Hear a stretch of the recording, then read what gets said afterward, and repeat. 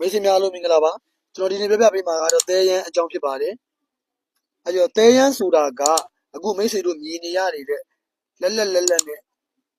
စူးကနေလင်းလာတဲ့ဒီအလင်းရောင်လေးတွေကိုဒါသဲရန်လို့ခေါ်တာပါမိတ်ဆွေများမြင်ရလားခင်ဗျာကျွန်တော်မီးလေးကိုဒီမှာတော့ကစားပေးထားပါတယ်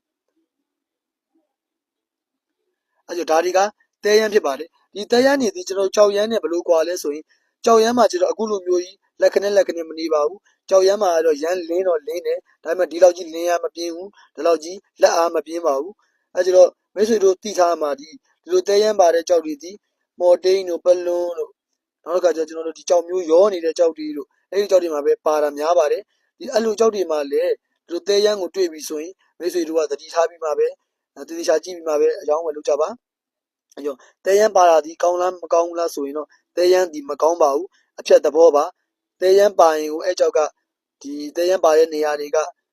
မျိုးရောတာတွေမော်တိန်တာတွေပလွန်ဖြစ်တာဖြစ်ပြီးတော့ကြောက်သားအရာဆိုရင်လည်းကြောက်သားပြောတတ်ပါတယ်ဒါကြောင့်ဒါကတော့မိတ်ဆွေတို့ကိုသဲရမ်းကိုကျွန်တော်ပြပေးတာပါဒါသဲရမ်းပါ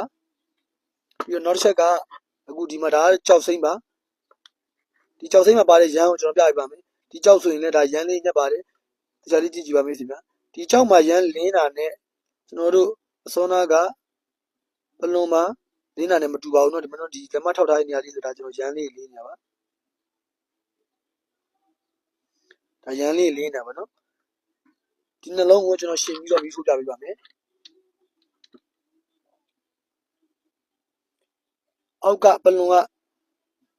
စူးကနေနေပါတယ်เนาะဒါမိတ်ဆွေမှာဒါဆိုရင်တော့တိတိကျကျကွဲကွဲပြားပြားမြင်ရမှာပါ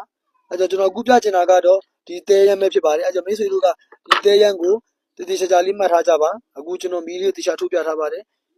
ဒီဗီဒီယိုလည်းမိတ်ဆွေတို့ထပ်တလဲလဲကြည့်ပြီးတော့တိတိကျကျလေးလာလို့ရပါတယ်ဒီလိုသဲရမ်းပါပြီဆိုရင်မကောင်းပါဘူး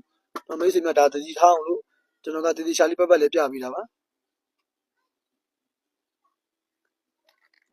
ကဲမိတ်ဆွေများအနေနဲ့သဲရမ်းကိုသိရှိသွားပြီလို့ကျွန်တော်ဘက်ကထင်ပါတယ်အဲတော့ဒီသဲရမ်းနဲ့ပတ်သက်တဲ့အကြောင်းအရာတွေကိုလည်းကျွန်တော်နောက်ရက်မှာဗီဒီယိုလေးဆက်တင်ပေးပါမယ်